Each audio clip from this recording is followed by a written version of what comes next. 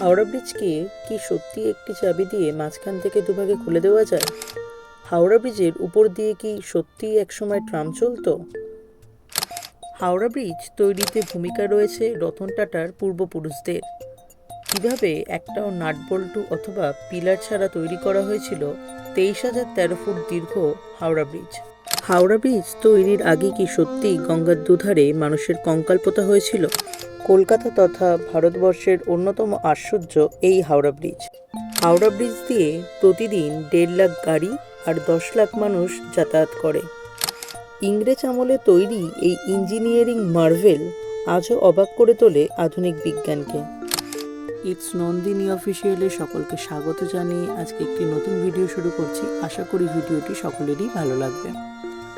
আজ থেকে প্রায় 150 বছর আগে ততদিনে হুগলি নদীর দুপারে অর্থাৎ কলকাতা আর হাওড়ায় চাকিয়ে ব্যবসা করছেন ইংরেজরা। তৈরি হয়ে গেছে হাওড়া স্টেশনও।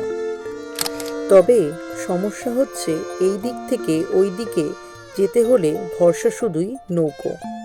কিন্তু শুধু কি নৌকোর ওপর ভরসা করে ব্যবসা বাড়ানো সম্ভব?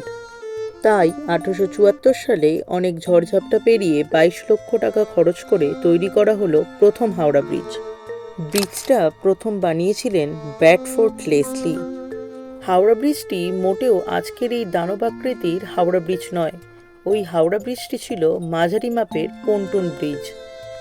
আপনারা কি জানেন পন্টুন ব্রিজ কি? মূলত একটার পর একটা নৌকো পরপর সাজিয়ে তার উপর কাঠের পাটাতন পেতে যে ব্রিজ তৈরি করা হয় তাকে পন্টুন ব্রিজ বলা হয়। কিন্তু এই পন্টুন ব্রিজটি বানিয়ে অনেক সমস্যার সম্মুখীন হতে হয়েছিল। সেটি হলো সারাদিনে 24 বার খুলতে হতো এই ব্রিজটিকে। তার কারণ ব্রিজ না খুললে জাহাজ, স্টিমার, নৌকো কিছু যাতায়াত করতে পারত না। যতক্ষণ ব্রিজ খোলা থাকতো ততক্ষণ ব্রিজের দুধারে প্রচুর যানবাহনের সমস্যা দেখা দিত। এইভাবেই 63 বছর কাটল। ততদিনে হাওড়া স্টেশনও আকারে অনেক বড় হয়ে গেছে।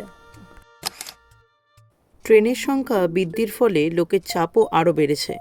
কিন্তু 1911 সালে নতুন হাওড়া ব্রিজের কথা উঠলেও প্রথম বিশ্বযুদ্ধের জন্য সেটা পিছোতে চলে এলো 1937 সাল।